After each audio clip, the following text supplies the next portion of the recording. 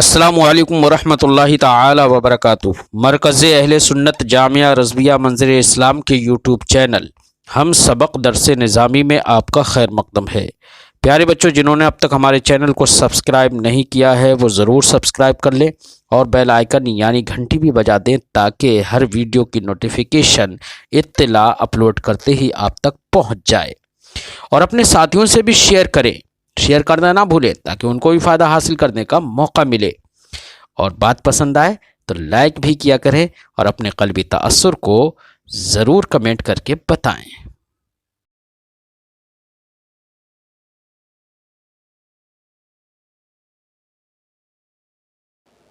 بسم اللہ الرحمن الرحیم۔ وَأَمَّا الْغُلَامُ فَكَانَ أَبْوَاهُ مُؤْمِنَيْنِ فَخَشِينَا أَن يُرْهِقَهُمَا طُغْيَانًا وَكُفْرًا۔ حضرت خضر علیہ السلام حضرت موسیٰ علیہ السلام کو جو کچھ کیا اس کی تعبیر کرنے لگے، اس کو بتانے لگے۔ فرمایا کہ کشتی کو میں نے کیوں توڑا، اس کی وجہ بتائی۔ اب یہاں پر لڑکے کو کیوں مارا اس کی وجہ بتا رہے ہیں۔ فرمایا وَأَمَّا الْغُلَام، رہا لڑکا، صاحب تفسیر فرماتے وَكَانَ اسمہ الحسین، اس لڑکے کا نام حسین تھا۔ فَكَانَ أَبْوَاهُ مُؤْمِنَيْنِ، رہا لڑکا تو اس کے دونوں ماں باپ مومن تھے۔ فَخَشِينَا أَن يُرْهِقَهُمَا طُغْيَانًا وَكُفْرًا، تو ہمیں خوف ہوا۔ کس سے خوف ہوا؟ حضرت خضر علیہ السلام کو۔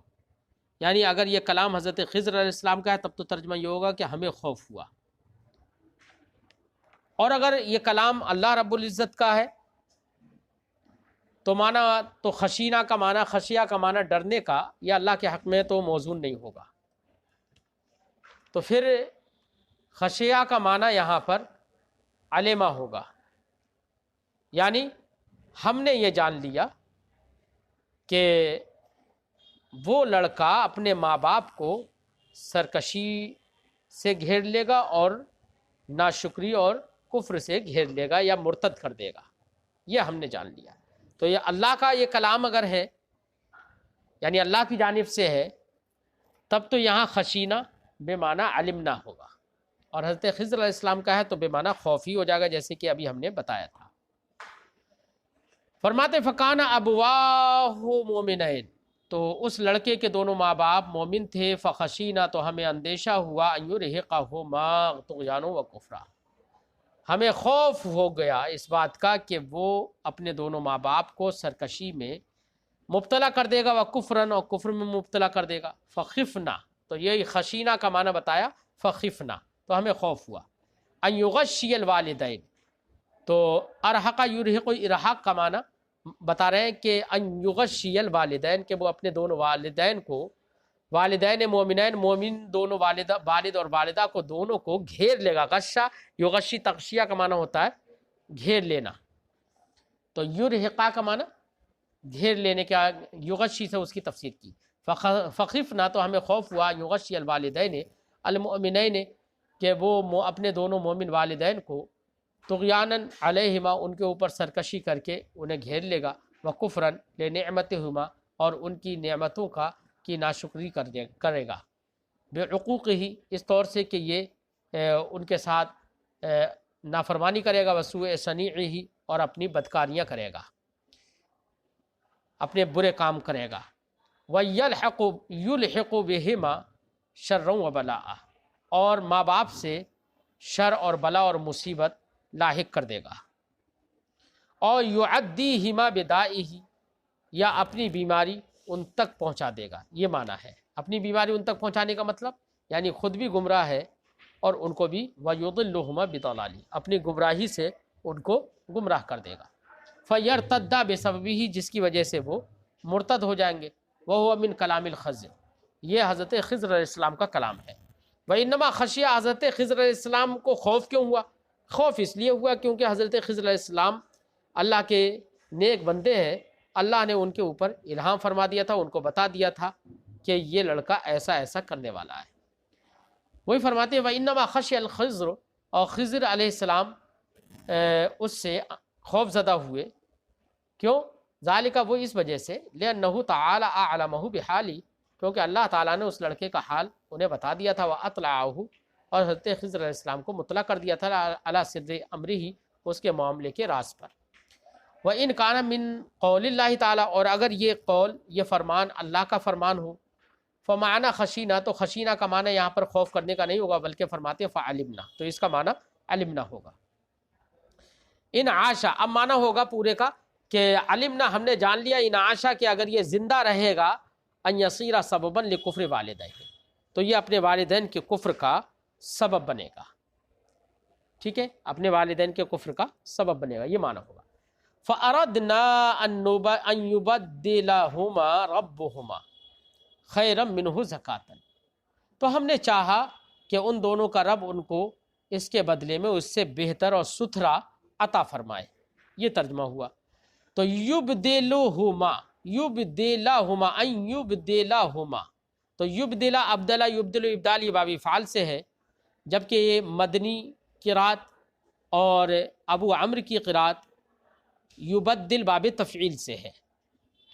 یبدلہما، ہم نے چاہا کہ ان کا رب ان دونوں کو بدلے میں دے دے، خیرا منہ زکاتن، اس وہ دے دے بدلے میں جو اس سے بہتر ہو صفائی ستھرائی کے لحاظ سے، واقرب رحمہ، اور رحمت اور جھکاؤ کے لحاظ سے اس سے زیادہ قریب تر ہو. فرماتے ہیں یبدلہما ربہما، یہ یبدلہما بھی پڑھا گیا ہے باب تفعیل سے. یہ کس کی قرات ہے؟ مدنی و ابو عمرو. مدنی کی قرات ہے یعنی نافع مدنی وغیرہ کی، اور ابو عمرو کی.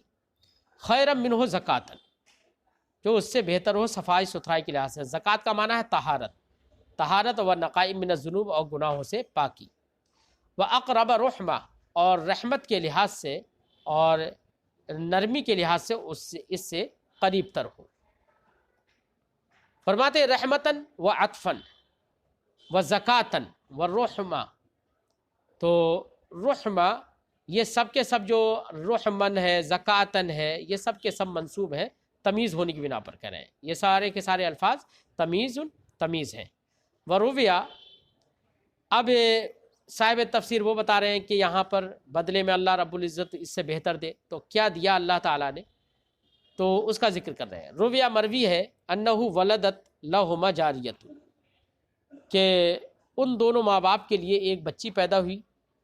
تزوجہا نبی، جس لڑکی سے نکاح حضرت ایک نبی نے کیا. فولدت نبیا، تو اس نے نبی کو پیدا کیا. او 70 نبیا، یا اس کی نسل میں 70 نبی ہوئے. تو یہ اللہ نے برکتیں دی.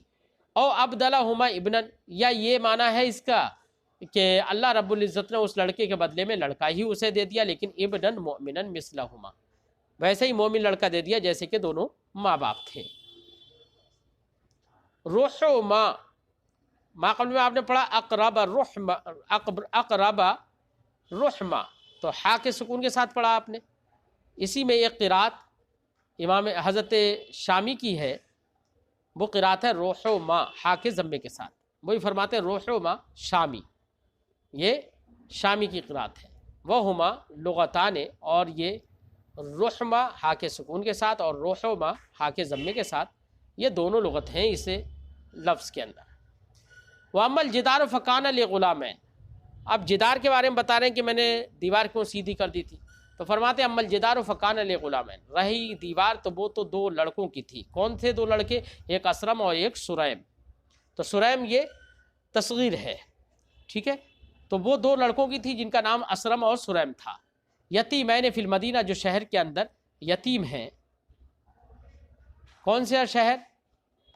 فرماتے ہیں ہی القریۃ المذکورہ، یہ وہی بستی ہے جس کا ذکر ما قبل میں ہوا. وکان تحتہ کنز لہما، اور اس دیوار کے نیچے ان دونوں کا کنز تھا، خزانہ تھا. اب خزانے سے کیا مراد ہے، یہاں پر کنز سے کیا مراد ہے؟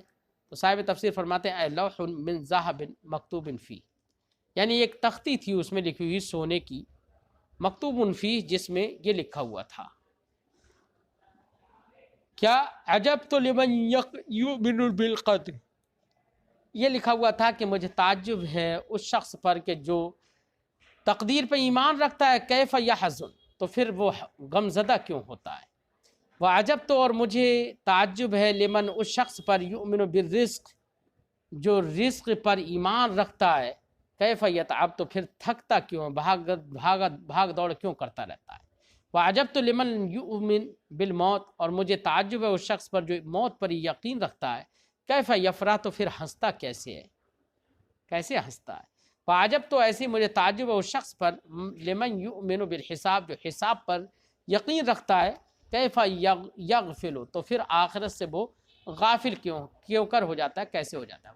وعجب تو لمن یعرف الدنیا وتقلبها باہلها، اور مجھے تعجب ہے اس شخص پر کہ جو دنیا کو بھی جانتا ہے اور دنیا کا، اہل دنیا میں پلٹوار بھی جانتا ہے، تقلب اور پلٹوار بھی جانتا ہے، کیف یطمئن الیہا، تو اس دنیا سے کیسے مطمئن ہو جاتا ہے۔ لا الہ الا اللہ محمد رسول اللہ، اللہ کے سوا کوئی خدا نہیں ہے اور محمد صلی اللہ علیہ وسلم اللہ کے رسول ہیں۔ یہ لکھا ہوا تھا اس تختی میں، ٹھیک ہے۔ اور ایک تفسیر اور کر رہے ہیں، فرماتے ہیں او معلوم مدفون، یا یہاں پر کنز سے مراد ایسا مال ہے، مدفون من ذهب و فضہ، جو سونا اور چاندی دفن کر دیا گیا ہے۔